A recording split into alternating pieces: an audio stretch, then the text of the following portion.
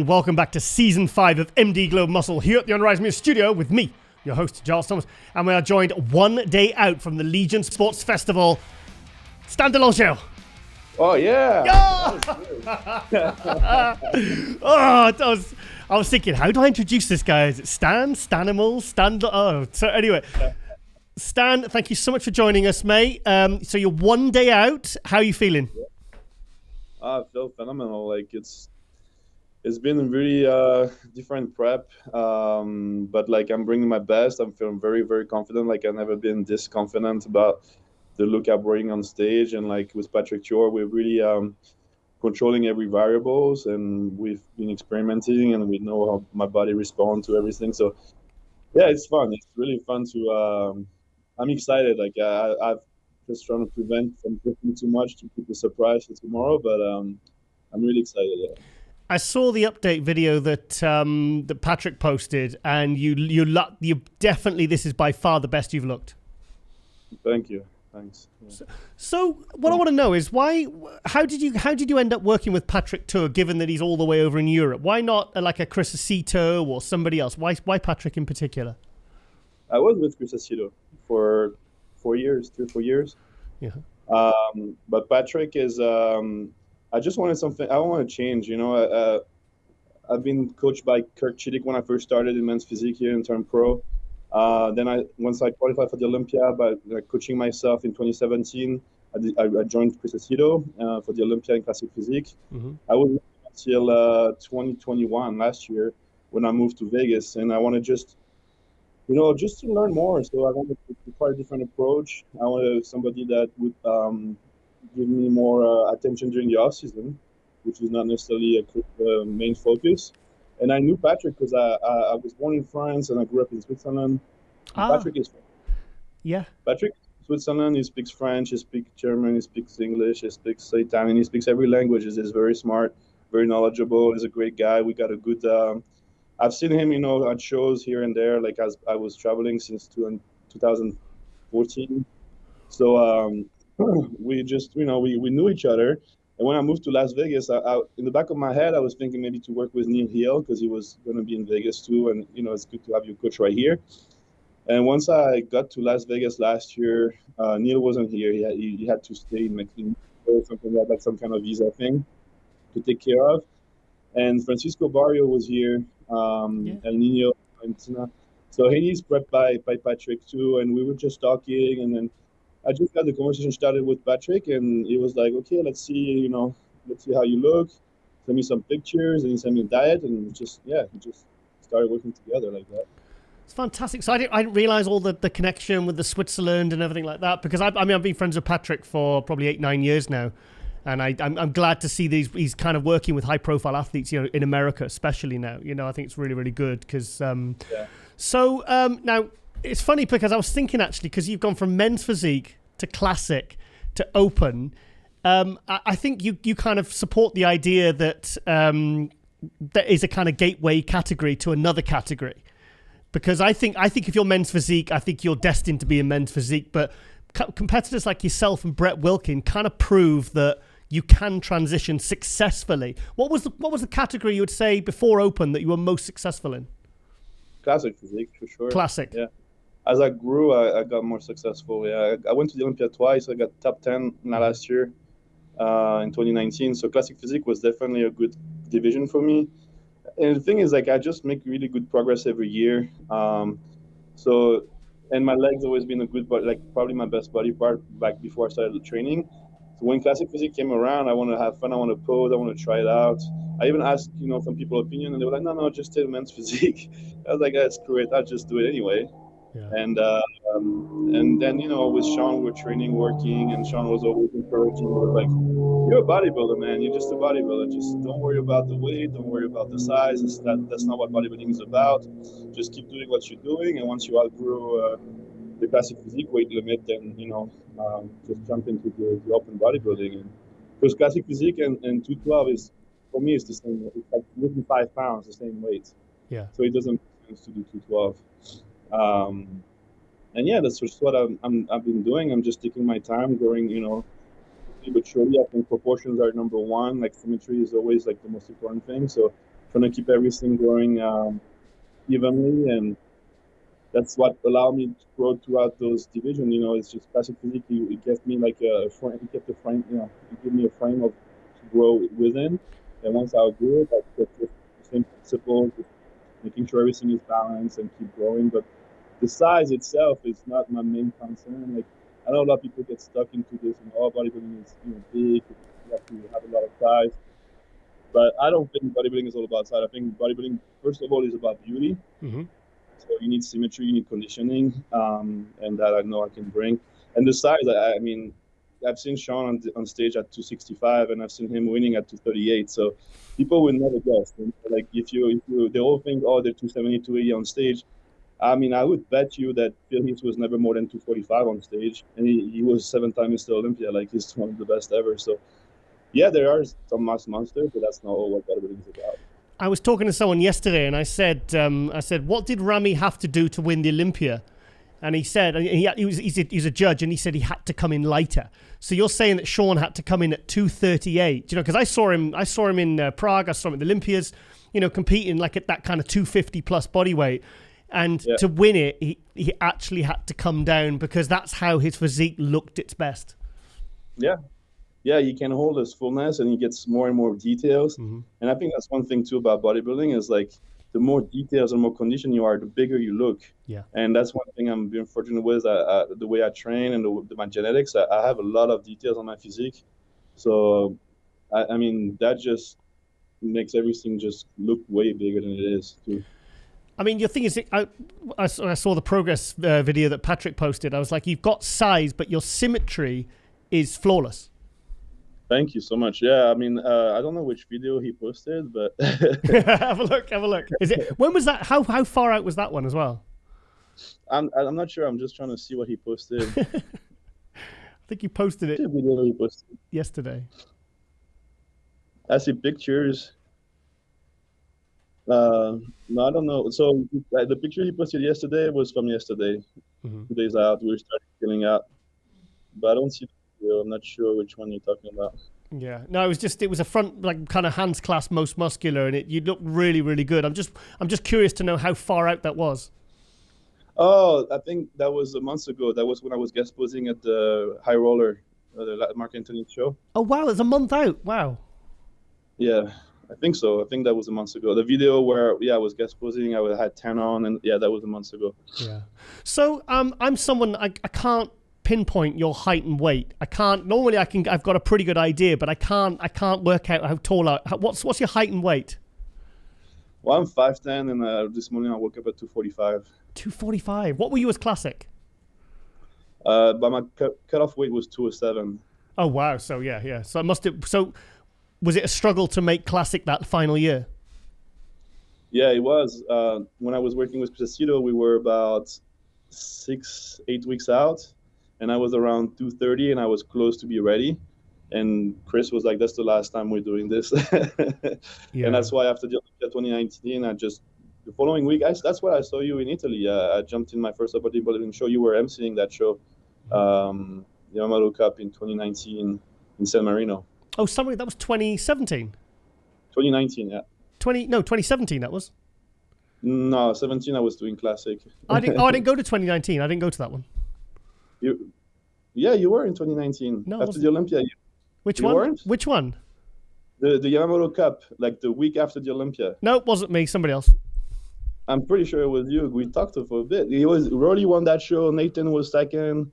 Lucas Osladio was third, and I got 6th place. No, I didn't go to that one. No? Hang on, 2019. I'm really confused now. I'll have to go figure this out. I'll figure this out. Yeah, wow. You weren't emceeing the show in Italy? No, it wasn't me. Oh, okay. I thought it was. You got me mixed up with some other handsome dude. Maybe, sorry. So, I mean, we're doing the Legion tomorrow. Have you got any other shows planned? I mean, that's the plan, is to win tomorrow. Mm-hmm. If that's not enough, I'm planning on going to Brazil November 5th. Sorry, guys, a bit of a connection issue there. Sorry, you were saying about, what were we talking about? We were talking about, you said you saw me in 2019, but it wasn't me. Yeah, it wasn't you. Yeah. So, I like your top as well. Did that belong to Sean's? The what? Oh The yeah, that top. jacket. Yeah, it was Sean's. Yeah, for sure. Oh wow. Do you know what? It's I would like to talk about Sean because I like Sean, and I interviewed him many times, and I just wondered what an impact that's made on you, because obviously I think that was. It was such a strange thing because there was a few deaths around the same time, and it's almost as if I feel like it almost doesn't feel real in a way. Yeah. No, it was not like it's still hard to grasp. I mean, it's my first prep without him. I mean, my first full prep because I competed the months after he passed away last year. But yeah, it's just unreal. It's completely unreal. I remember he went to the Olympia. He came back. He was kind of feeling a little sick. And that day, he was feeling actually better. We were just cracking jokes down the stairs in the house. And yeah, he was just doing stuff, getting his passport. He was supposed to go, I think, to Mexico. Like, he was supposed to do a guest appearance the weekend, for the following weekend. And just all of a sudden, he just left us. So, yeah, that was very sudden. Yeah, I'm really sorry. It was a big shock to the industry and a huge loss. Yeah, I mean, with everything around it, like he hadn't competed since he won, and it was just such a. I mean, it's always sad when you lose someone, but especially him because he never got the chance to clear his name. He never got the chance to step on stage again. He never, there's so many things that was left for him to do, and it's really terrible, and that's why I'm trying my best to like really carry on everything he taught me and pass on. The stuff I learned, and like this is why like I don't know, I feel like a different level of confidence too, because I know what I'm bringing to the table. I know what I work my ass off, and once you do that, you can only expect the best. Can the best outcome come, and it doesn't matter. Like he was never afraid. He was like, oh yeah, Felix beat me back double bicep, but I beat him like all the other poses. It's like that's bodybuilding. You got 8 poses mandatory, the quarter turns, like. So it's just what all the stuff he told me: stay in your lane, play your cards, don't try to play someone else's game, and like you see it over and over again. Flex Wheeler could have probably won the Olympia if he didn't try to play the size game, like all these things. So like I'm like my strengths are symmetry, conditioning. I got that graininess that doesn't really show on pictures or videos, but when you see me in person, I have really hard like grainy look. So that's the cards I'll be playing, and then presentation, of course. Yeah. Going back to Sean, I remember I was there when he won, and I'll never forget, I actually had my phone just before it was announced, and I just remember that it was thousands of people just jumped up, and then I spanned the camera around, like the phone around, and just everyone, the whole place was going absolutely crazy that he won. Yeah, the whole arena exploded. Yeah. It was once Bob Chircholo said new, it was just a massive explosion of joy. Like, I think it's just people were. First of all, he spoke it into existence. Like weeks ago, before the Olympia, he talked on Check Out TV and said like, "I'm coming to win this year. I'm all in. I don't care. Like I know what I'm bringing." And then I think people were just tired of seeing Phil win. Like as good as he is, we want to see changes. So seeing someone step up to the plate and bringing it the way he did, that I don't think that was against Phil, but people were just so happy to see it happen. Do you remember the speech as well? He was like Dorian. He looked so sort of unfazed by it. It was almost like he so believed it beforehand. It's like he wasn't shocked. He remember he said, "No, I'm number 14." It was like a real, like, it was just like you expect him just be like, "Oh my God," but it's like he believed it 100%. Oh, but that's the thing is, like and that's kind of what I'm trying to emulate too, is like you really cut out people that around you that bring any negativity or that don't believe in you, and you just surround yourself that really believe in like the things you're trying to achieve. And those people, they keep like believing in you, that reinforce your self-confidence, and that makes you do things you normally wouldn't do necessarily and will push further. And that's what we're trying to do with them. We like all the people that were around, we were all telling him the same thing. Number 14, that was something that was going on for 3 or 4 years. I think that's what got me blocked. Yeah, Felix has me blocked since 2015, I think. No way.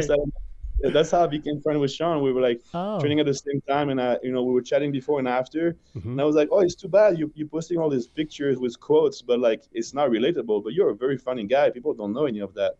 Like, do you mind if get a couple of videos and stuff like after my workout or during. So I started like just recording him little things, and I started sharing those things just to try to show a different side of him. And yeah, that's how we became closer. Yeah. So, I mean, you're kind of doing what he would want you to do anyway. He would want you to carry on and be as good as you can be and win shows and kind of move up and, you know, become like a really sort of really highly competitive, open competitor, you know, especially because you've come up from 2 other categories, you know. So, when obviously this all happened, and obviously, you know, how did that affect your training? Because you said you were 4 weeks out when it happened. So when it happened last year, I was about a month out. I was 5 weeks out, I think. He passed away November 5th. So like the show next month, if I'm doing in Brazil, is exactly a year after his passing. And then at that point, I had competed in the Legion last year, which was in October 24th. Yep. And I was thinking of going to Egypt. We were talking, you know, to do the show KO Squad, and to do all the European tour. And you know, after discussing with Patrick and Sean, we thought it was better to just stay home, make some progress, keep my head down, and do Toronto. That was a month later, like 5 weeks later. So I did Toronto December 5th last year, where I got 5th place. That was he wanted me to keep going. Definitely, it was just a different type of prep. It was I don't know how to explain. It was kind of like I need to stay focused. I need to keep my mind like busy. So I'm just going to dive into this prep, and it was definitely a tough prep. Yeah. It was not easy, but nothing is easy. Nothing worth having comes easy. So, yeah. So how is your training now? Who do you train with, and how does that all work now? I mean, right now I'm training mostly by myself, like with you know, Patrick's feedback. But I just actually chatted with Chris Lewis the other day, because my plan is to make it to the Olympia this year. Like I said, they're winning the Legion, maybe winning the Legion and the Brazil show, or no matter what, I'm going to do everything I can to be on the Olympia stage. And then I think we really figured out everything that works out now as far as diet plan, all those details to come really in shape, full and dry. Like all this stuff with Patrick, we got it nailed down. I did like at least a good 10 pounds of stage weight, right, compared to last year. Okay. With a better conditioning.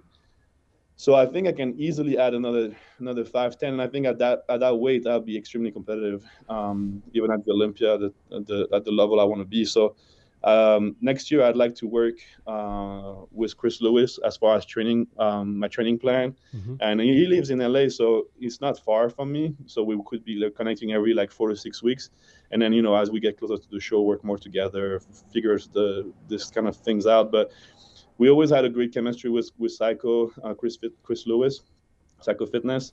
And I mean, obviously we all won the title in 2018 together, and it was just so good. So I just want to kind of like, again, surround myself, having my own like dream team around, and pick like Patrick. We like have the perfect. I don't know. I love everything we have, like the communication. Everything is just easy and flows, and it's easy and it works. So now I want to take I mean, I know what to do as far as training, obviously, but I want someone that's been there for years, that's been around some of the greatest in the 90s, and who knows certain exercises that people don't necessarily do, and just like be like, okay, we need more mid back, we need more like arms and stuff, and like really plan my workout, my nutrition, everything around the goals we have, and like revisit that every few weeks to make sure we're making the progress we want to make. Because obviously Patrick does his SST training. Does he communicate with Chris to kind of, or do you? How does that work? Well, right now it's just me and Patrick, but I want to incorporate Chris Lewis in that mix. Yeah, but that's the things we're gonna have to discuss after the Olympia. Yeah. So what makes Psycho Fitness such a good trainer then? Well, I mean, I think like everything, first of all, is the chemistry. If you like, same thing with Patrick. If we didn't have good communication, and he can be the best coach in the world, if you don't have a good relationship with the person, it's just not going to work as well as he could. Yeah. But Psycho Fitness, I mean, first of all, he's been around some of the greatest in the 90s, like I said, which is what I aspire to look like the Lee Priest, the Sean Ray, the Samir Banud. I mean, that's before, but like the Flex Wheeler, the Chris Cormier, all these guys, that's really the look I want to bring to stage. And he knows how to push, you know. I mean, I obviously know how to push myself, but like he knows exactly how much to push me more without getting into the overtraining zone. Because that's the thing we really figured out with Patrick too, is like I push myself with my metabolism that's being super high. I tend to push myself too much, and then that creates inflammation. That spoils my appetite. It's like a vicious cycle. Yeah. So we need to, back off every like about 4 to 6 weeks. We need to back off and take a, deload week and let my body really like absorb the nutrients, like rest, recover, so we can grow. Because that's the main thing. Is like recovery is the key to progress. So. Yeah. I think even though you put 10 pound on, you've done a really good job of managing to retain the aesthetics and the balance because I was looking at your physique and I was like, this guy's big, but he's got everything seems really well proportioned and really well placed. I think people sometimes underestimate how much planning that actually takes. Yeah. And I think it's another thing too, is when you're very, even like very symmetrical, very balanced, people, you don't have a body part that stand out. Like when I post pictures or videos, people don't realize. Like every time I see people in person, they're like, "Oh wow, you're much bigger than I thought you were." And so there's this effect too. And like since I kept those proportions just getting bigger, oh yeah, you look like a classic guy. It's like, yeah, but I'm 40 pounds over weight limit. Yeah. I'm no classic guy, Yeah. But I came from classic, obviously. I think classic has done you. I think. Training with someone like Sean and, and having these Patrick and Chris, I think this having done classic, I think it's really helped you kind of, because you obviously want to carry those into those attributes into the open.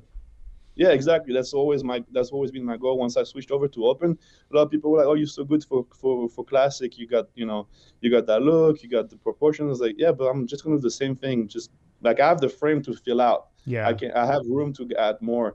Like when I was doing classic, I was training legs only when I was prepping for shows, like 3 months out of the year. Like this year, I've been able to train my legs, and they grew. Like I want to do that. I want to keep getting better. And classic physique was just not doing it for me anymore. Have you spoke to? I love the look, so I kept the same principle. That I just kept training hard, eating more food, and kept growing, but keeping everything like with the same approach to training and nutrition to bring the same type of look, just a bigger one than the current weight limitations. Good. So obviously 1 day out, and you're obviously feeling good, feeling confident. Oh, extremely confident, yeah.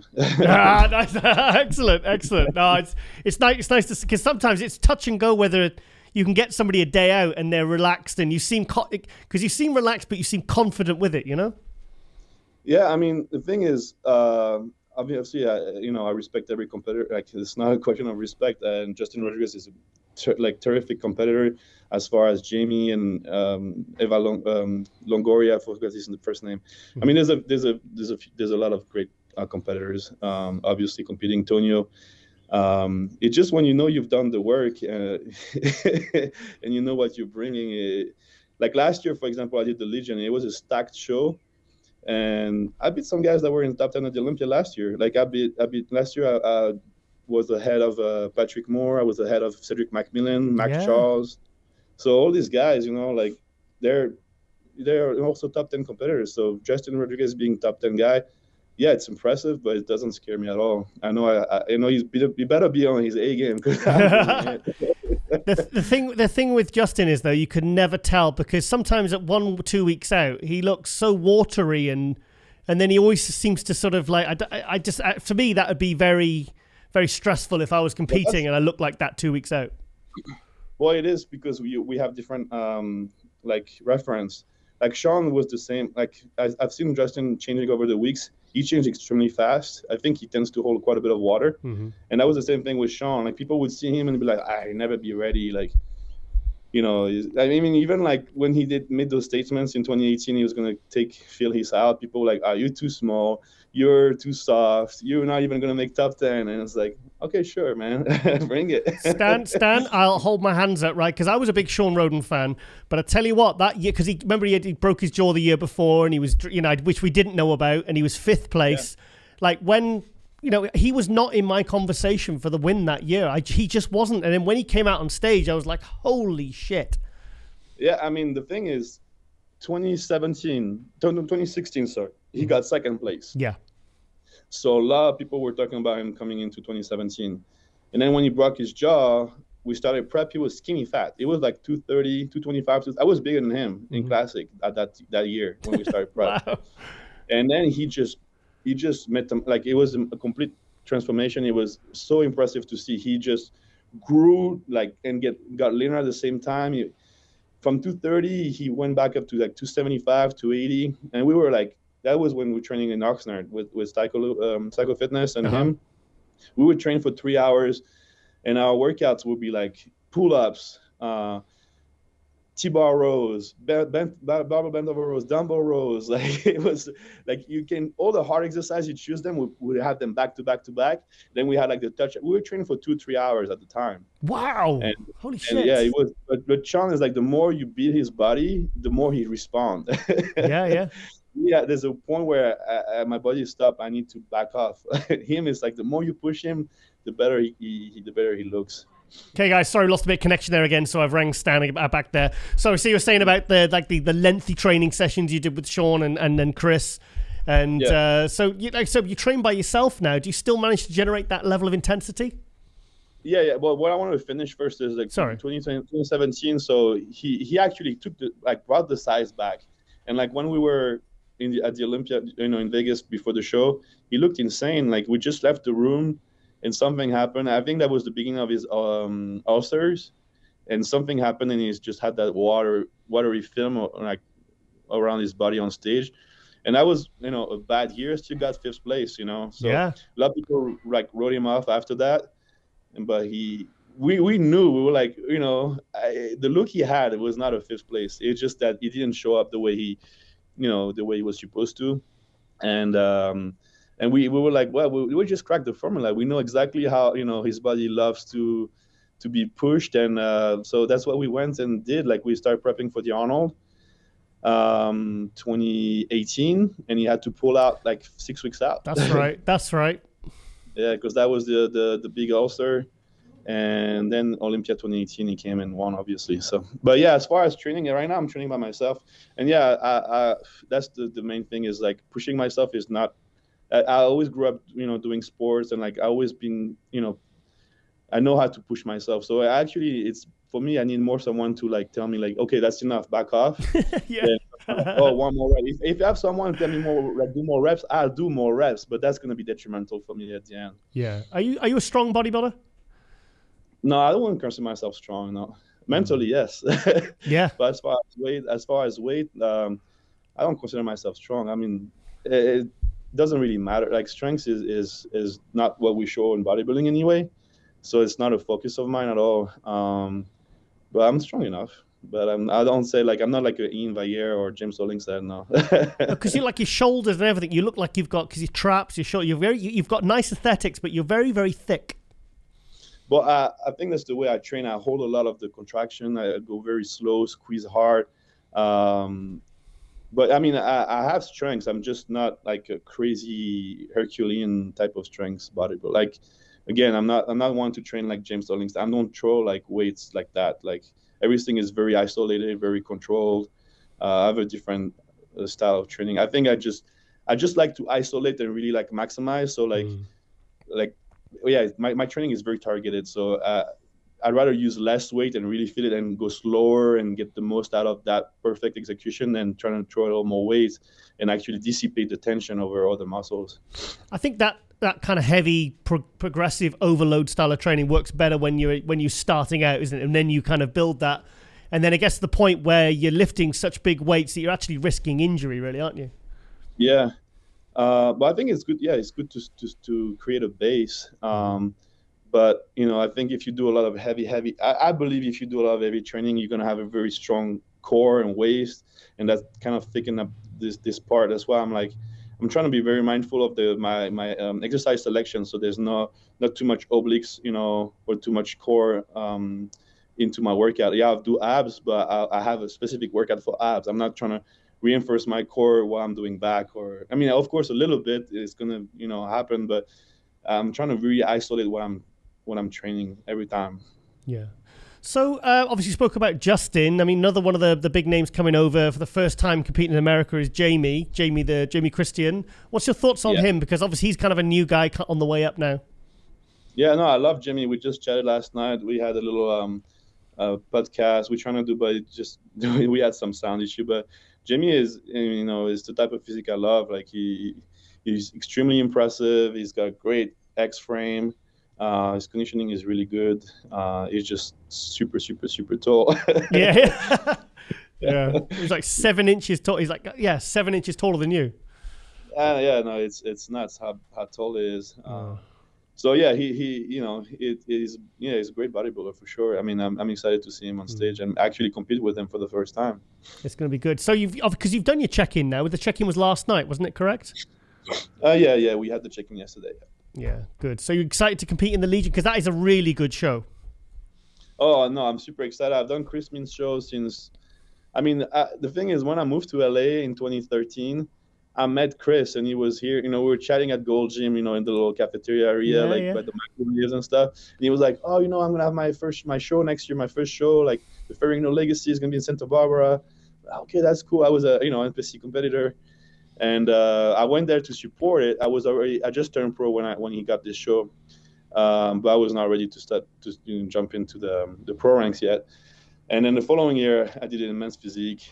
I think the year after, I got top 5, and then I switched to classic. I got 3rd place there. Mm-hmm. Then I got 4th place when they switched to Ferrigno to Legion, and then I came back last year in open bodybuilding where I got 7th, and this year I'm coming for the win. Oh wow! Because I get on great with Chris. I've interviewed him many times. Him and Biana. Sorry, they're great people, great promoters, and every single year. I mean, I speak to him in throughout the year, and he always says, "Okay, next year we're going twice as big. We're gonna get bigger expo, more events, more prize money, more categories. He's doing all these masters divisions, and he just seems to be one of those promoters that really has the passion." Oh, 100%. That's why, of course, you're always trying to choose shows that make sense, give you enough time to progress. But I always, as much as I can, I'm trying to make a point to make his show. Because he takes such good care of athletes. He really spends money to make sure we can really showcase our work the best. The stage is always beautiful. The lighting is great. The sound, everything. He's just very detail oriented, and he just doesn't hold back on anything for the athletes. I mean, I think the first time I ever seen microwave backstage for pros at a show was with him. A microwave. Yeah, backstage. I don't know if it's gonna be this year, but I remember that we had microwave backstage a few times with him because he thinks of those little things. He's been a competitor himself, Yeah. And he just, Chris is just, he goes above and beyond for the athletes, and that's he put on a show that if he was competing in, he would like the show to be around that way. So that's always, he always has the athlete's approach in mind when he goes to do anything he does for his show. Well, he's a good promoter because you've come back and done his show again. Yeah, exactly. Yeah. Yeah. So, I mean, my first show, there wasn't even mirrors or dumbbells, nothing backstage. No toilets, nothing. It was just, wow. And if you wanted to go to the toilet, you'd have to put your clothes back on and run through the audience. Oh, wow. Okay. Really bad. Right, so obviously the plan is to get the win, and if you don't get the win, you're going to go to Brazil, but you really want to get to the Olympia this year. Yeah, no matter what, I'm going to do everything I can to be on the Olympia stage this year, and every year moving forward. Good. Well, I think that £10 is going to be £10 really well placed, and I think you're going to make a bit of an impact this year because you caught my eye the last couple of years, and because when I heard you moved up to open, I was like, I'm always nervous when guys switch up to open from another division, especially one where you've come from men's physique. I always think, how can you I think you're either built for one division, maybe 2 if you're like a sort of Flex Lewis or Derek Lunsford, who's kind of on that class, but to do 3 divisions and be successful in all 3, I think that's something that really is completely unheard of, apart from in your case. No, I think I'm the first pro to turn pro as a men's physique and go through all the divisions. I know back when I was doing men's physique, there was a guy named Johnny Sebastian who did men's physique, and he was one of the OG men's physique at the Olympia. and then he switched. He wanted to do 212, and then that's when he came out with the classic physique. So he did classic physique, and I think he ended up doing 212 too. Wow. So he did all 3 of them too. I think Brett Wilkin did what you did. He did men's physique, classic, and open as well. But not as a pro. I think I don't know if he did men's physique. I know he did classic physique and turned pro as a classic physique competitor. That's correct. And he's a great bodybuilder now. But I think I'm one of the few who did all 3 divisions as a pro. Yeah. See, I didn't realize that there is a distinction. You did it as a pro. As a pro, yeah. Wow. So literally, no one's ever achieved that. Well, in 2014, that's when I turned pro in men's physique, and then 2016 they came around with classic physique, and I switched, and then 2019 I switched to open. So yeah. Wow. So you're running out of divisions now. You're gonna have to stay in open because there's nothing else to go. I mean, unless they create something else. Yeah. Right. Okay, then, mate. You're one day out, so I'm not going to take up too much of your time now, mate. But yeah, I'm really excited for tomorrow, mate. I'll be watching the live stream. I've got to do a bit of a live watch party with MD, so I'll be rooting for you, mate. But thank you so much for taking the time one day out. So I really do appreciate that, and you've been very generous with your time and your answers and stuff. So Stan, all the best for tomorrow, mate, and go kick some ass. Thank you. I will. Good man. All right then, Stan. I'll speak to you very soon. All right. Take care then, mate. Bye-bye.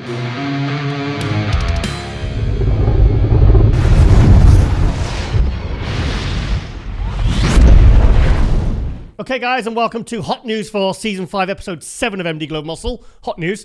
Okay, obviously, this is the day after the Tsunami Pro in Italy, won by James Hollinshead. We'll come to that in a minute. And also the huge Legion Sport with all the additional Masters classes yesterday, all on the same day. Go and check out all the coverage from Ron, Mike, and Jen, and myself and Jen did one for the Tsunami Pro yesterday. It's already up to 8,000 views. Yeah, it was 3,500 views last night. So just me and Jen rambling on about the show and bringing up footage and everything. It was really, really good. So yeah, really happy. I like doing these. Thing is, people want things live. They want it there and then. Because it's funny, the views go up and then they just stop dead because people literally, even the next day, they're not interested.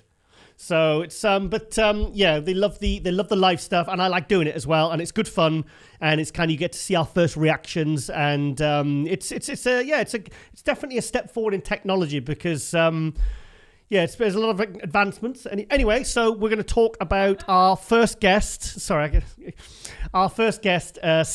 Stan de Lorgier. Did I say that right? Je m'appelle à bicyclette. I do speak French. J'habite à Jambon Sandwich. I think Theo's getting a bit annoyed with me now. Theo Leggetti, because he said "Vive le croissant." Because I sometimes I'll put my bad French on his Instagram, and he's kind of sending a lot of laughing emojis and stuff. But he must be getting annoyed. I'm even annoying myself with it now. So I can only imagine how he's feeling. You should try and learn it. Learn French? No, sacre bleu. Right. Okay. Then I'm gonna go to Stanimal. Longo. No, his name's Stan. I saw on his Skype it said Stanimal. So I wondered if that's actually his name, Stanimal de Longo. I should have found that out, really. I should have asked. But anyway, yeah, fantastic guest. Actually, the first time I've ever spoke to him, that is, Lauren. First time I ever spoke to Stan, I thought he was great, came across really well. When guys are like that a day out from a show, that really shows, because obviously the day before the show, your head is up your ass, and you're very focused. But he was very relaxed, very, very, very, very giving with his time. And it was nice because I really wanted to speak about Sean Roden as well, because I obviously that was one of his best friends, his training partner. And I don't want people to stop talking about Cedric McMillan, George Peterson. It was also a year, I think early in the week, it was a year since George the Bull died. So we lost George. So I think it's Luke Sundo. I mentioned him in the thing I did with Jen for the Tsunami Pro. So it saddens me to think that we're never going to talk about these people again, So anyway, so let's go to his Instagram. He said he was 5'10". He's 10 pounds heavy this year. 245. He took 4th place yesterday. He beat Jamie the Giant. Jamie the Giant was 5th. Jamie didn't look as full as I was expecting him to be. I'll be honest. I believe Milos was with him. Pardon me. And the idea was to bring him in super full. But to me, he kind of, maybe the body's starting to rebel like Mark Hector's was in Tsunami.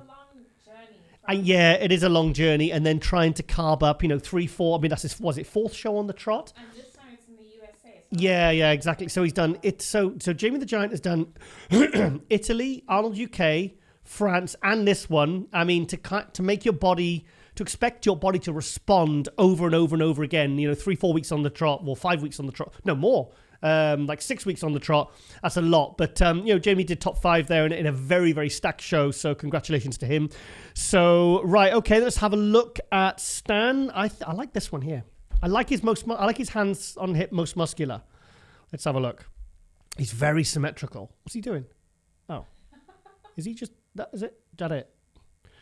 Let's have a look. Yeah. Good condition, the quads. I was expecting like a full posing thing there. It's just in one pose. So let's go to, so this is the most recent update. This is literally him in the toilet. I did a photo like that once. The toilets at the Leeds town hall. And I think when you're tanned up, you want to go and get in front of the mirrors in the bathroom and get your pictures because this is the final product. This is all the work.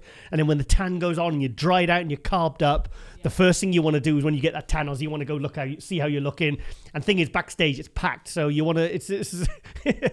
So always expect a lot of bathroom selfies from guys on show day. Because like I said, I've done it myself. But I like his physique. He's very balanced. He's not missing anything. I mean, I'm trying to critique his physique here, but it's very, very hard. Very, very symmetrical. Great shoulders. The chest is in proportion. I'm searching for weaknesses here, and I can't find them. So if he just is a continual progression. Stan is surely just going to keep on climbing because don't forget, I was mistaken because I thought Brett Wilkin has done 3 categories. He's done men's physique, classic, and open. Stanimal has done the same, but Stan has done them as pro in all 3 divisions, and he's done the Olympia. I think he's done what he said. He'd done several Olympias as well in 2 categories, and hopefully trying to get to the Olympia, as an open. But and Brett Wilkin turned pro as a classic and has only competed as a pro in the open. So Stan holds the record, really, for... That's impressive, isn't it? And can you believe this guy was men's physique? I mean, thing is, look at his legs. That's a bad shot, really. But, it's crazy to think that this guy was classic. I'm sorry, men's physique, not even classic. I think it was at 2. I'm sure he said 207 was the cutoff for when he was classic, and I'm guessing he said he was 240. So he's around 245 here. So he's 38 pounds over the classic limit now, and he's just going to keep on growing, I think. And seeing 5'10", he could hold a lot more size there. He could probably hold comfortably another 10, 15, maybe even 20 pounds. So. He's good. He's really, really good. Let's see some back shots. I'm not seeing any back. He's not putting any back shots up. And I saw some back shots from the Legion yesterday, and his back's really good, but he doesn't seem to like posing it. Here we are. Let's have a look. Yeah, it's not the best shot. His back's good. It could do with, I think maybe because he's leaning back too far, it makes his shoulders and arms are kind of facing forward. So it's like hiding his back. If he leant forward a little bit more, I think maybe he's trying to pose in that mirror up here. Look. Yeah. So, his back's very good. Yep, very, very evenly developed. Lower lats, everything. Like I said, he's hard to critique. He's hard to critique, this guy.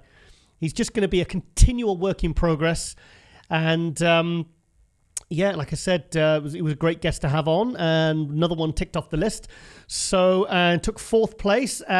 What show did he say he was doing afterwards? Potentially, if he didn't win Legion. What was it? Thing is, all the shows now are kind of over this side of the world. We have Prague, we have Romania, we have Spain. That's it, isn't it? That's the last one in America, though, Legion. We have Hungary. No, it's just amateur. Are you sure? Yeah, it's amateur. Hungary. Why? What? We don't get it. Right, okay. So yes, he took 4th place yesterday, so I'll be interested to find out what he does next. So maybe we might see him over this side of the Atlantic, maybe doing a European show, so that'd be cool.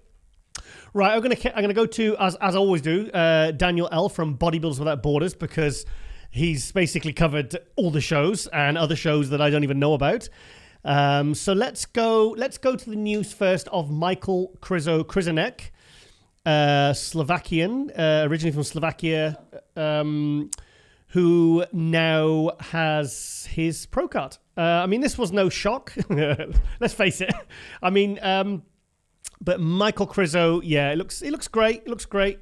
He's 3 weeks out from his pro debut here at the EVLS Prague, which myself and Lauren will do live stream commentary at. What are you looking at?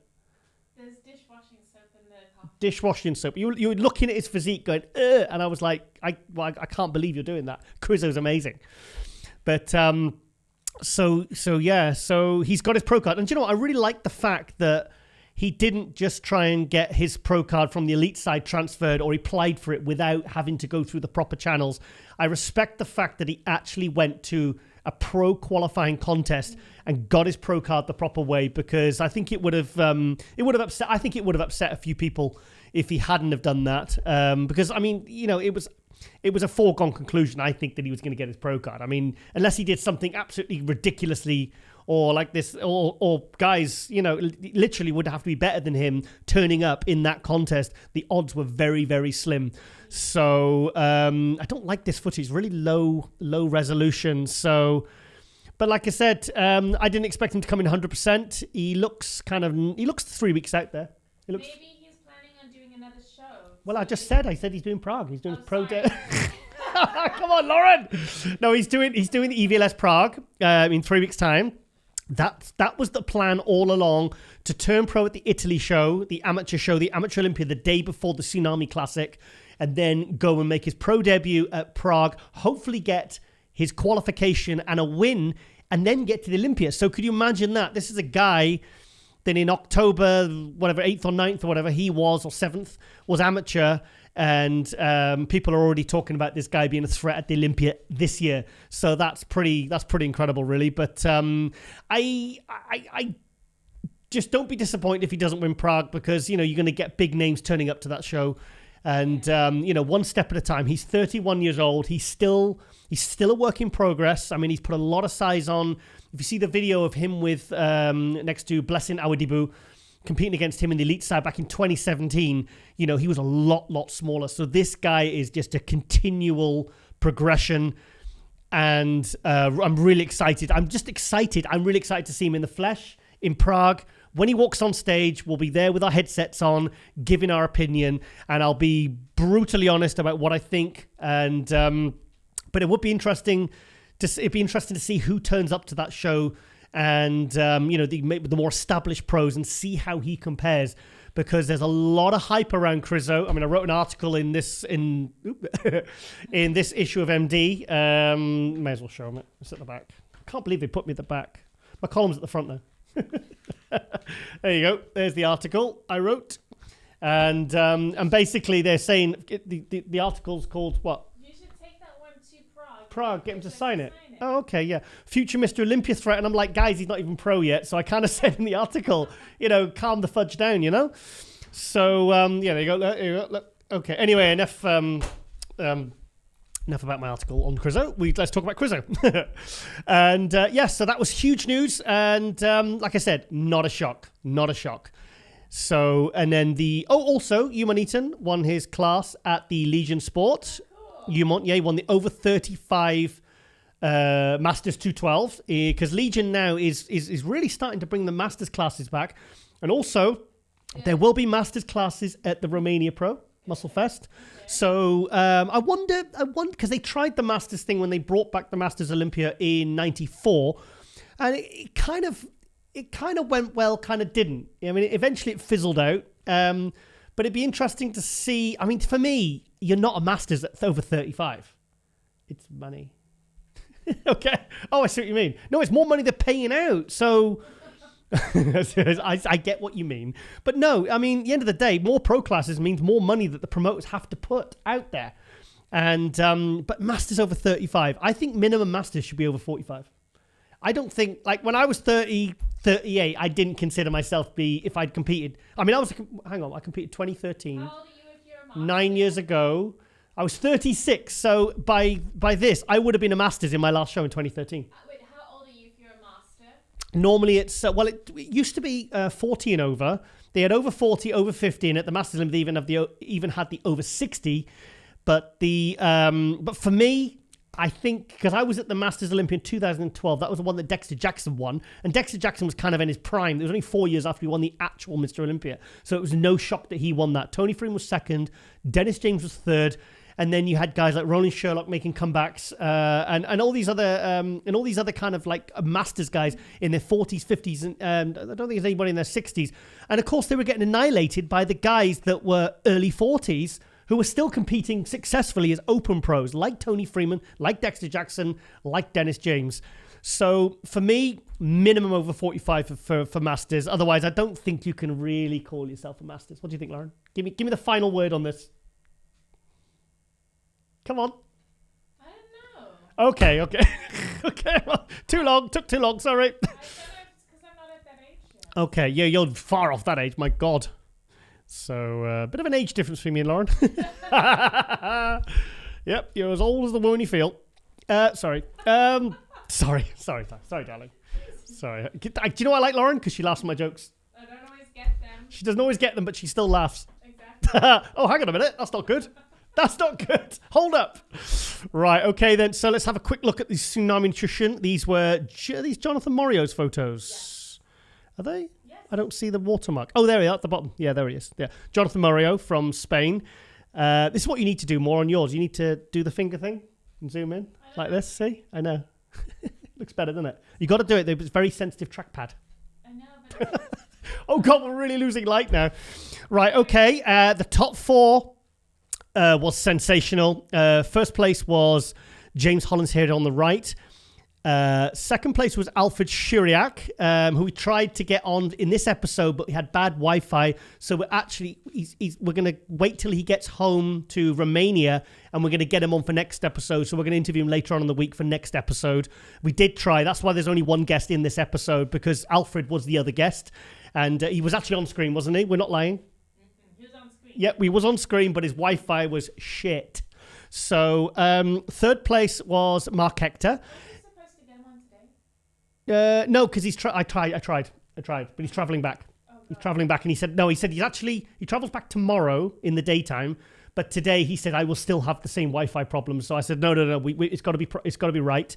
So let's just put it back, and we'll put you on next week. Fourth place for me, the big shock was Enrico Hoffman. I did not see this guy coming at all, even slightly, and he was incredible. I mean, in terms of conditioning, Enrico and Vlad, I've got to find out what his name is, because it's Alfred Shiriaku, but he calls himself Vlad when he competes. It's Vlad Shiriaku or Alfred Shiriaku. I don't know how. Can you get Vlad from? No, Vladimir is Vlada. I thought you said Vladimir. Vlad. His name's Alf. Find out. Tell you what, why don't we just ask the guy when we get him on next episode? But let's have a quick look at these pictures. Fantastic photos. Here's from Jonathan Morio, who kindly provided the photos for my Ashley Coltwasser feature in MD a few issues ago. Big thank you there to Jonathan. Fantastic photographer. Yes, look at this guy, man. I mean, this guy you got to watch. This guy's really good. I was disappointed with Mark Hector. I saw in a post he wrote today, he said that he thinks that doing France the week before did affect how he did for this one, how he looked and kind of did in this one. But he did it anyway because his partner was competing in the bikini, pro bikini. But you think it did hurt him for this one, trying to peak, like I said, 3 shows in like 3-4 weeks. So whereas James Holland had skipped France to peak for this one, and it worked, and he won. So yeah, I mean, they all look great in that pose. Look at them. That's the one I used on MD Globe Muscle Instagram because they all look fantastic. Yeah, But Enrico's back, my God, his back was... let's see if there's any back shots. He's thick, isn't he? Look at him.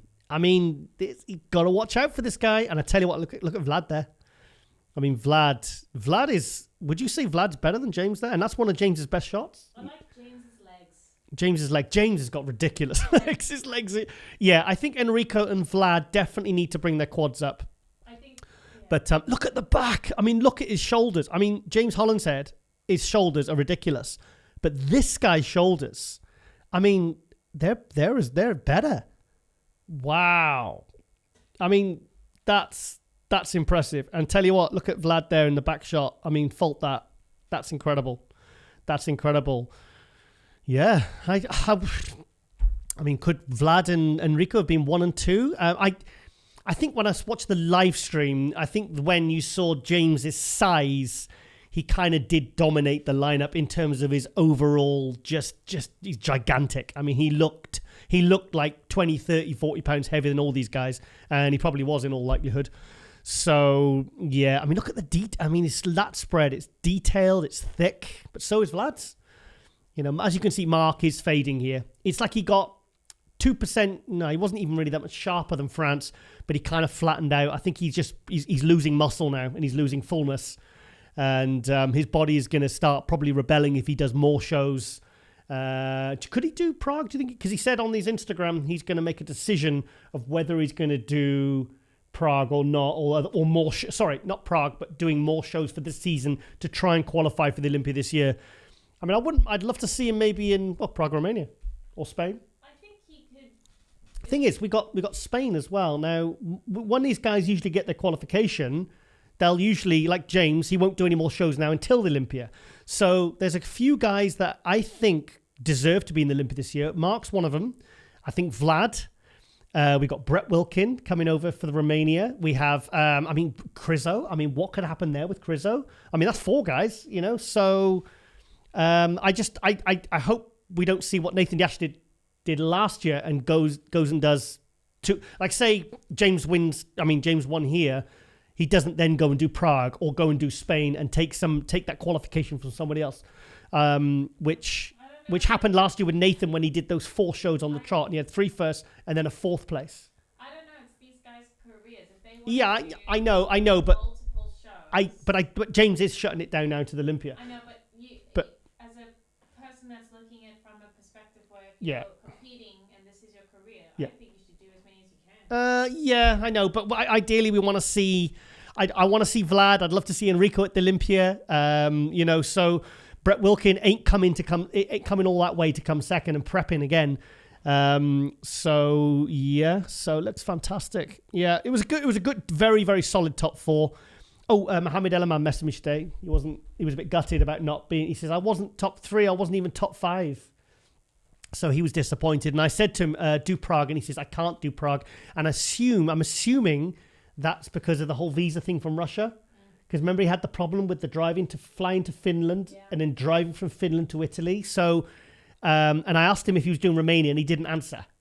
So I don't know, because obviously it's tricky with Russia. The whole Russia situation at the moment is very, as he said in episode 3, is it 3 or 4 he was in with MD Glow Muscle? So, right, let's have a look. Okay, let's have a look at the Legion Sport. Fantastic result there for Tonio Burton. A 2:12 last year. He was, what was he in this show last year? Was he top 3 last year? No, he wasn't top 3 because top 3 was, he was 4th or 5th, I think. He was in this, because last year it was Sean Clarida 1st, Regan Grimes 2nd, Sergio Oliva 3rd, and Tonio Burton was 4th or 5th in this show last year. And he came and he got the win. So he's qualified for the Olympia now. Looks absolutely sensational. And I saw on the group chat, just as I was going to bed last night, saying that everyone was saying, like, as soon as he came out, he looked like the clear winner. So let's have a look at these pictures. Justin Rodriguez obviously jumping in last minute. Looks good. I've seen him better. I mean, I think he looked better at the Arnold Classic and the Indy early in the year. But my God, look at Tonio Burton's back. Oh my God, look at that back. I mean, that's ridiculous. I mean, his back that looks photoshopped. You know, if I saw that on his Instagram, I'd say somebody's been tinkering with that. Somebody's tinkering with that photo.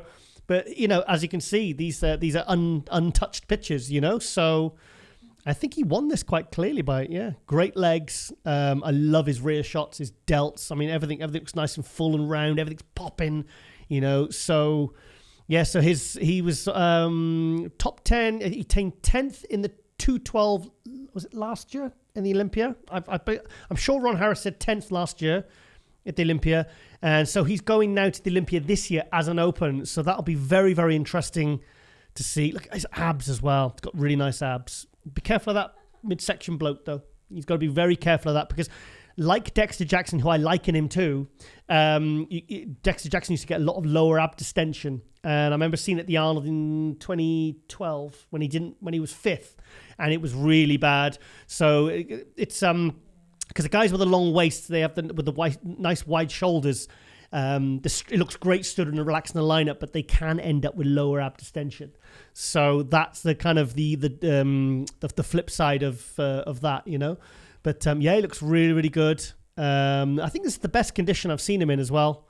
Yeah, Justin's quite not popping. I actually thought Justin was shutting it down after the New York Pro when his body was really starting to fight against him. And I think he said there and then actually he wasn't going to be doing any more shows. And then, you know, pretty much at the last minute, we saw his name on the entry list and he was in the show. Also, the surprise of the Legion Sport was Rashid Oldacre, this guy here. I remember seeing this guy at the 2017 Tampa show, which I was at, working with MD and Ron Harris. And this guy, he had like Ronnie Coleman type fullness, but his conditioning, is that illegal or something? It was landed on our roof. Or is it a magpie? Sorry, there's some massive bird just, oh look, what is it? Is it a pigeon? A pigeon. Oh my God. Okay. Right. Anyway, so Rashid Oldacre, yeah, but he's never really nailed the condition. And, you know, this is 5 years on and he's finally done it. And he took a very, very, very solid third place. And yeah, third place here. So that's top three in a very, very good show. So hopefully we'll see more of Rashid because, like I said, I saw him in 2017 Tampa show. And I thought, my God, when this guy gets in condition, you know, a lot of pros are in trouble. Jamie, yes, he is starting to. He didn't look as full as I expected, but this is proof that you can't do show after show after show and keep improving. You know, I think he looked his best when he did the Arnold UK, and I don't know whether it was the lighting or the foot, but I think maybe because he was on home soil, maybe had more chance to kind of get the food in. There's no traveling. And he looked. I think he looked his best there. Still, he's bringing the condition, and that's like 4 shows in a row he's done there now. So, you know, I wonder what Jamie's going to do next. Do you think he'll do more shows? He must be shutting it down now. I mean, no, you can't do 5 or 6. I mean, he'll try to do another. I don't think so because I still don't think he'll have enough points for the Olympia. So I'm guessing Jamie won't do any more shows, and. Yeah, so what's this? That's pretty much it. That's all I want to see on there. So let's go to Alfred Shiriaku, who we'll definitely try and get on for next episode, all being well. Look at this. This guy is awesome. I mean, he was a 212 a couple of years ago, and he's already taking, you know, top placings. I mean, had he won, would anybody really seriously would have complained? Apart from the James Hollingshead fans, of which there are millions. But yeah, I would have had no arguments if Alfred had won. Alfred/Vlad. Can't call him Vlad though. I can't call him because that's Vlad. I don't want to get him confused with the Americans will probably get him confused with Vlad Suharuchko. So let's call him Alfred. Alflad. Alflad. No, it doesn't work. Right, okay. So let's. I love that detail. Love that. You know, everything. He's got the stripy delts. We like stripy delts because obviously a lot of guys now are shooting shit in the shoulders, which really annoys me. So yeah, great details, striations, very good symmetry. He's hard to fault. This guy. I mean, he's big, he's thick, he's dense, he's detailed. I think he's absolutely amazing. And great job there from Patrick Tour, his coach. I mean, look at that. He's really good, isn't he? Yeah. Yeah, really, really good. I think we're going to be seeing a lot more of Alfred Shiriaku in the future because, I mean, look, this guy is coming up so fast. And it's clear that his destiny was in the open class. So let's have a look at something else. To be honest, that's pretty much it because the best he looked was at the Tsunami, yesterday, be Wednesday by the time you watch this. Here he is guest posing. Look at that. I mean, that teardrop is absolutely... Oh, wow. Look. I mean, I can't even see his kneecap. I bet when he relaxes, his quads hang over his kneecap. How do you get that? Lots of heavy squats, lots of heavy hack squats, and a lot of good mom and dad's genetics. So, yeah. This is, tell you what, it's great. Another European guy now he's from Romania. So, and I'm assuming he'll be doing Romania. I'd be very disappointed if he didn't. So, I mean, I'd be interested to see Brett Wilkin against him. Yeah, Brett Wilkin. I tell you what, this guy is no joke. And, I mean, whether this is him peaked or whether he can bring this package again or even bring something even better for Romania. If he is doing Romania, he has another 5 weeks. So let's see. And the thing is, obviously, Romania is a qualifier for this year's Olympia. So if he wins the Romania Muscle Fest, it's the last one. It's the last. Yeah, it's the last one. It's the last one for this year. The last qualifier anywhere in the world. Just a little tip: if anyone's from Europe, get your visas sorted out. Oh, get your visas sorted out, guys. Yeah. So, do we need visas? Yes, we need. What, to Romania? No, we need Esther. Olympia. No, I'm not talking about Olympia. I'm talking about Romania. No, but we might need to check out. Okay, well, we can talk about that later. This is not interesting. Okay.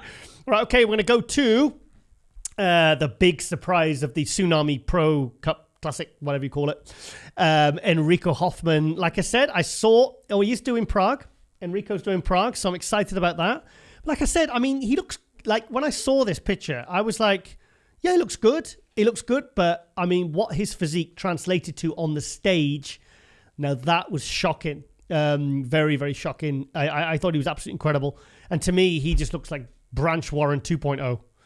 I mean, look at him. He's, like I said, even there, he's impressive, but he doesn't blow me away as much as he did when I saw him on the live stream and I saw him in pictures at the Tsunami Cup yesterday. You know, I mean, he's impressive here, but on stage, you know, he just looks like he's another level. So it's great to see these guys. You know, it's nice to underestimate guys as well. And, you know, it's not like sometimes you get guys that you look great on Instagram and then you see him on stage and like, this guy's the opposite. He looks good, but on stage, he looked absolutely sensational. So very excited to see him because obviously we'll be going to the EVLS Prague Pro. We're doing a live stream commentary. So a couple of weeks we'll be off. So I'm really excited about that. Let's have a look at a little bit more of Enrico. I believe he's from Germany. So maybe if he speaks good English, we can get him on global. So I'll do some digging for you, because here's another guy like Alfred Shiriaku that we really copying the pose. What are you doing then? I thought you were stretching. So this guy's impressive, and be interested to see him up against Crizzo. He'll be up against Crizzo. Who beats who? Crizzo or this guy? Come on, Lauren. I don't know. I haven't seen Come on. Just wild guess. First thing that pops into your head. Have I ever seen this man compete? No, but he's bloody good. Take it from me. I wouldn't lie to you, darling. I will see on the day. Okay. So here he is. What year was this? Oh, this was him in 2017 in Prague. I recognize the background. That's the EVLS Prague background. So this was him in 2017. Oh, he's got a ripped pec. I didn't notice that. He's got a little pec tear there, look. See, I mean, most people probably wouldn't spot that, but I've got a BDI. So, oh my God, that's 5 years. 5 years later, I just basically turned into Branch Warren. So, yeah. So it's looks like Branch Warren, doesn't he? Yeah, he's even got the goatee beard that Branch Warren had, and so that same sort of skin color, the same graininess, the thickness in the arms. There's a lot of, he hasn't quite got the legs of Branch Warren because Branch Warren's legs were ridiculous. So I'm really, really excited to see him, and I wouldn't be surprised. I want to see him next to Crizzo. Yeah. That's what I'm really, really looking forward to. So let's have a look. Okay, I think that's pretty much all we want to see on there. And we're going to go to EVLS Prague Pro, obviously, because, like I said, myself and Lauren will be doing live stream commentary there. Oh, did you see Milos's post today? No. I told you, look at it. Beruz Tabani. Do you remember the guy with the gold tan? Third. Yes. Milos posted footage of that, and you can hear yours and my voice, yours and my voices on the live stream. So, and then, yeah, so a couple of nice comments there. I was expecting people to, give some shit, but they didn't. So. So Crizzo, this is the big news. I think this is a reason why most people will be tuning into the live stream. Not just to hear my voice. And obviously it's a big contest, but the fact that Michael Krizanek, hope I said that correctly, will be making his pro debut at this event. So this is one of the biggest talking points of 2022. I mean, Jay Cutler and Milos were blown away by this guy. So was Steve Weinberger was very impressed, apparently. Flex Lewis was impressed, and if you got those guys saying positive things about you, people's ears prick up and people listen. So yes, who else? This was last year's show. This was when Nathan Diasher got fourth. I remember he messaged me after the pre-judge and I said, "Oh, you've got that, mate." And he said, "Nah," he says, "the way they're positioning me, he said, I think you've got you fourth." And I said, "Absolutely no way on this earth they have got you fourth." Where did he place? Fourth. Yeah, I couldn't believe it. I know. For me, he was in the best condition because he'd won 3 shows before this. He won the All-UK. He won, was it? I can't remember the other 2 shows. Spain. Oh, he won Spain. Yeah. Duh, we were there. And he won another one, didn't he? He won Spain. Yeah, he basically was on. He was going for his 4th win because Nathan likes making the prize money. So he likes I think because a lot of supplement companies who sponsor athletes, they'll have it in their contract that if they win a show, a lot of companies will have it written in that they will match your prize money or you'll get like 50% of your prize money on top. So if Nathan goes to a show, wins $20,000, for example, potentially he could have it in his contract that the supplement Yamamoto would pay him that again. So I wonder what Rami's sponsors pay him. Because they get bonuses for winning. A lot of supplement companies do this. A lot of supplement companies. And it's one of the first things that a lot of these top pros that know that they can win shows. That's why some of these guys do a lot of shows. Even if they're winning, they'll keep going. And that's why I say, this is your career. You should do it. You should do it multiple times. Personally, I don't want to see a bikini class with over 50 people in it. Okay. Right. Okay. Now I want to quickly go look at the different. This is Samson last November. The Samson we're seeing now, it looks like he's eaten that Samson. Look, that's not actually Samson Dowder's smaller twin brother. That is Samson Dowder less than 1 year ago. So I think you'll be seeing quite a different version of Samson at this year's Olympia. I hope Samson nails it for the Olympia. I really, really do, because I really want to see him in that first call out. I want to see him next to Andrew Jack as well, because they're both tall.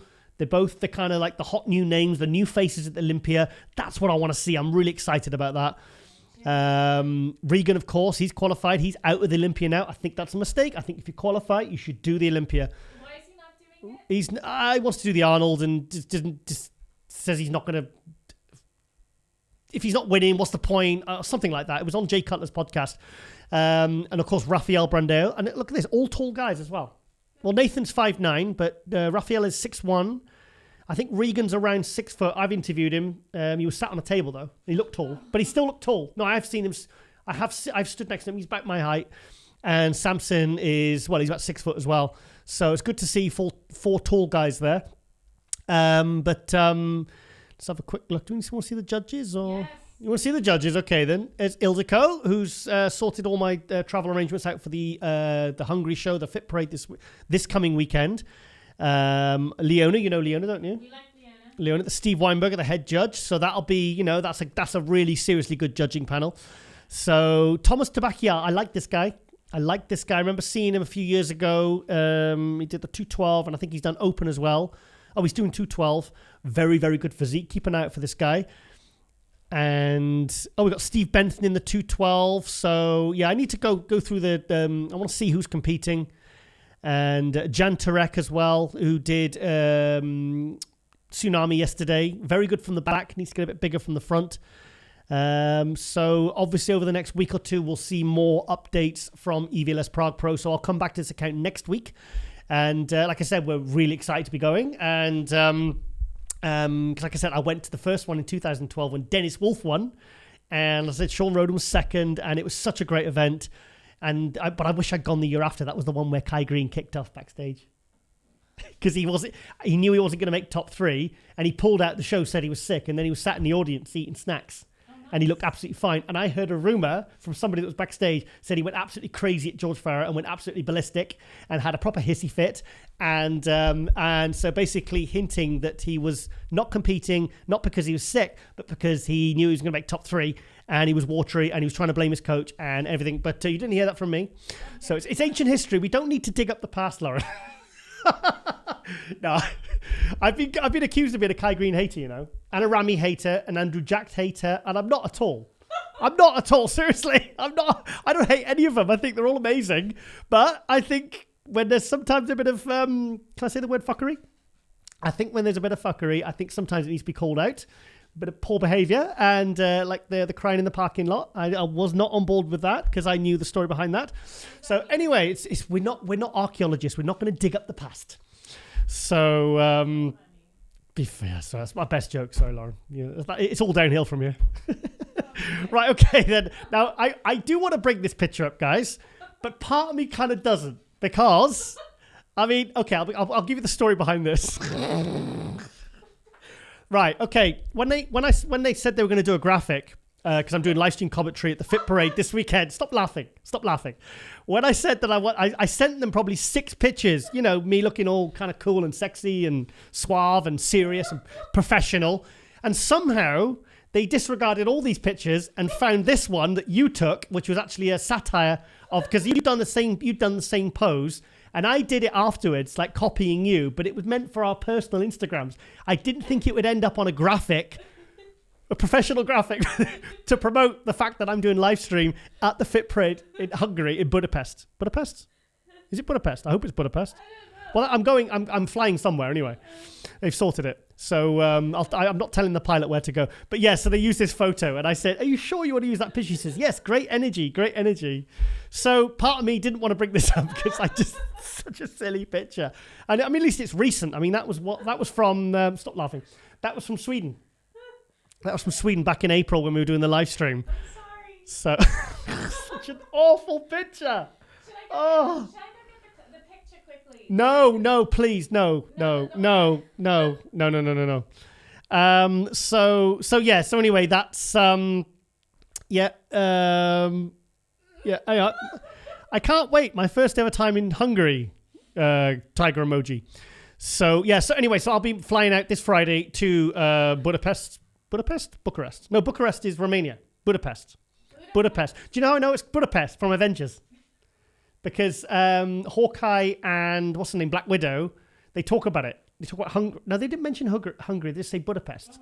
Okay, I'm rambling a bit now. Okay, I need to go to the gym. That's what it is. I've just had steak and eggs. And I want to get to the gym. Anyway, check the live stream out. Fit Parade, fitparade.hu, and you can hear my lovely voice for 2 days straight. So there's a treat for you. And also, I didn't show this last week, but this was the I can't believe I was with Ronnie Coleman and I forgot to kind of really bring it up in last week's hot news. So this was us, the meal afterwards. There's me saying, Ronnie, are you gonna eat that last piece of chicken? And Ronnie's going, yep, I'm eating it. So yeah, that was the meal afterwards. So that was nice. There's me and my mate Derek, Yorkshire's answer to Ronnie Coleman himself. There's Andreas Mitchley in his vest in a nice restaurant. He's there sat flexing his pecs in this really posh restaurant. I was like, okay, well, it's cool. So there's us. Oh, he's got his hoodie on there from the Amazing Zone Gym, because I basically took Ronnie down there for an appearance, because the guy had been nagging me for over a year to get Ronnie to his place. So obviously when Ronnie was over for the Arnold UK, he asked me again, and we basically arranged it, and we had some lovely food after the seminar, and it was absolutely wonderful. Ronnie likes his rosé. What? Yeah. Ronnie likes rosé, and there's me drinking, I think I'm drinking Malbec. It's very interesting. But here's the video. So let's just quickly show you that. But yeah, Zone Gym, this was the picture. This is the first picture's been there 20 years. And it's the first picture you see in the gym on the painting on the wall that been obviously spray painted. And they wanted Ronnie to sign it. So you see that at the end of the video that Ronnie was signing it. So everyone in the gym was buzzing about that. So there was 125 people there, you know. That was at the start, and there was people, even 20 minutes in, people were still piling in. And then at the end, every single one of those people wanted a picture of Ronnie. So, I mean, the queue literally like snaked right round the 3 walls of the gym. They are, look. It was 125 people. I think that was the most people they'd had for one of their seminars. Because I took Brandon Curry here in 2020 on my Olympia All-Star Tour, 3 countries in 7 days. We did UK, Spain, and Portugal. They'd had Kai Green, Jay Cutler, forget who else. But so this was a really good one. Ronnie was absolutely fantastic, as always, the consummate pro. And he's so cool, isn't he? Yeah. So I can't believe I gave Ronnie instant coffee, though. I didn't tell him. No, at the hotel. It was a nice hotel, and I found out they were serving instant coffee, and they were trying to serve it as filter, but I saw them doing it at the back. So, because I'm a big coffee snob, and yeah, I don't like peasant coffee. So, it's playing the same video over again. So anyway, yes, that was basically what I wanted to show, and then we dropped him off at the airport next day, Heathrow, and off he went. So yeah, it was great to see Ronnie. I'm looking forward to doing more Nothing But a Podcast. And this is the show I do with Ronnie. This is the intro we do. For his show that I basically host for him. We've been running for 3 years now. We've had half a million views. We've had a few like 200,000-300,000 views, and that's me. Did you know that the cartoon character me with ginger hair? I don't have ginger hair, do I? No, maybe it's just like I couldn't believe it. They said, Giles, we've made you as a cartoon character, and I was like, what? Let's see it one more time. This is me on the left talking with Flex Wheeler and Ronnie Coleman. We just an audio thing we did, but this is me. This is me with ginger hair. Apparently, this is a cartoon character version of me. And that was outside the 2017 Olympia, and that got I think about 250,000 views. It was like a 4 or 5 minute interview, and I just grabbed him and then just started talking, and it was great. Anyway, so yeah, that's it really. Okay, guys, I hope you've enjoyed this episode, and also check out we are losing light now. Check out the latest issue of MD. Currently working on the one after. I've got a big feature there. I can't divulge. It's top secret, but check it out. Maybe get a subscription because this is the last magazine standing, guys. And and also do not forget to click the notification bell and hit subscribe. And I hope you've enjoyed this episode. And I'm going to go to the gym now because I'm back training hard, and it feels really good after the Irish incident. And life's back to normal now. And of course, this weekend I'll be doing my first overseas trip since Ireland. So the plan is to not drop dead on this. So if I make it home safe, sorry, I promise. That's a promise. I promised on I know it almost didn't work out in Ireland, but I promise this will work out. And then, but like I said, it's because I've been kind of cooped up all summer, so it's going to be good to get back out there. And then myself and Lauren are going to Prague. We're going to Romania. And then obviously we'll be at the big one, the big dance, the Olympia in Las Vegas, back in Las Vegas. And just really excited about that. So, okay then, guys, hope you enjoyed this episode. Thank you for watching. Thank you for supporting. And ladies and gentlemen, we are out.